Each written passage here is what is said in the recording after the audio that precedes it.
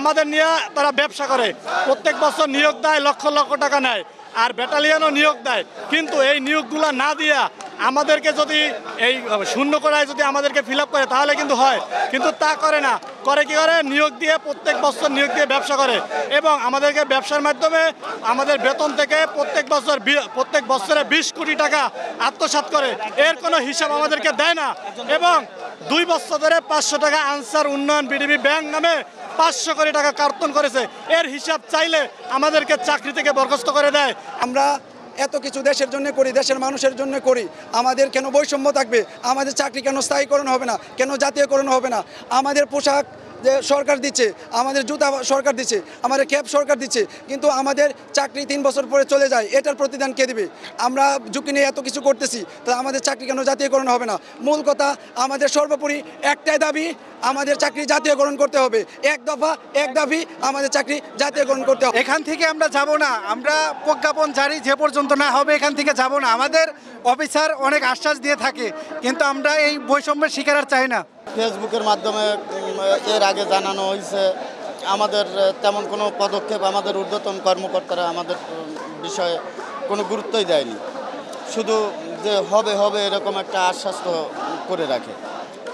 পরবর্তীতে আমরা সবাই উদ্যোগ নিয়ে আমাদের যে 19 সদস্য বিশিষ্ট যে কমিটি, সে কমিটি গঠন করার পরে আমরা রাজপথে নামতে বাধ্য হয়েছি। এর আগেও আমরা অনেকবার দাবি করছি, কিন্তু সরকারের কিছু আমলা, তাদের কারণে আমাদের দাবি দাবা পূরণ হয় নাই। রাজপথে নামতে গেলেই পুলিশের বাধা দিত। এখন পুলিশের বাধা নাই, বৈষম্য বিরোধী সরকারের মাধ্যমে আমরা কথা বলার যে স্বাধীনতা পেয়েছি, এজন্যই আমরা আজকে রাজপথে নামছি। আমাদের আনসার বাহিনীর কিছু অফিসার আছে, সরকারের আমলা ছিল, ওদেরকেও সংস্কার করার জন্যই আমাদের এই আন্দোলন।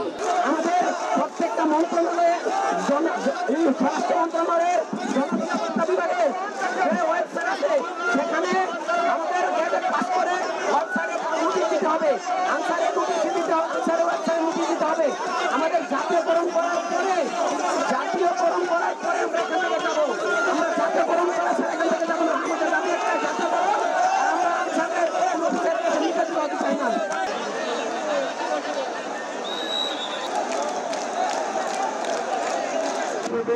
যোগদান করছে আজকের একটা দিন। তোমাদের প্রত্যন্ত অঞ্চলে, যারা প্রত্যন্ত অঞ্চলে আছে, সব জায়গায় ঘুরে তোমাদের যে বৈষম্য, তোমাদের যে দুর্দশা, তোমাদের যে বিভিন্ন চাওয়া, তোমাদের যে বিভিন্ন হতাশা, সবগুলো সম্পর্কে আমি সম্পূর্ণ অভিজ্ঞ আছি।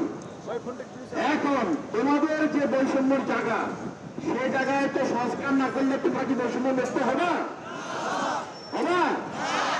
তোমাদের যে প্রাণের দাবি, যে তোমরা 3 বছর পরে 6 মাস ঘরে বসে থাকো, ঠিক না? এই সময় তোমাদের যে দুর্দশা, সেই দুর্দশা দূর করার জন্য তোমাদের ঘরে আসতে পারে।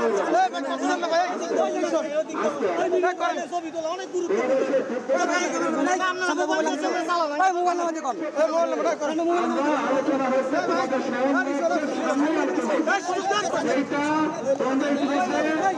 বাকি এই সময়ের মধ্যে চলে গেছে। তারপর তোমাদের জন্য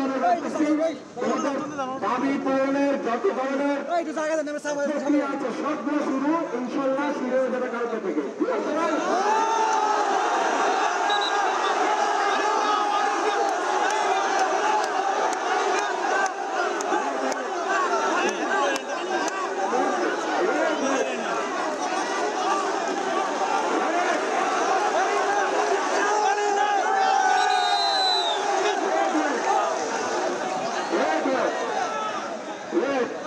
তোমরা তো কথা শেষ করে আগে বলতে হবে না।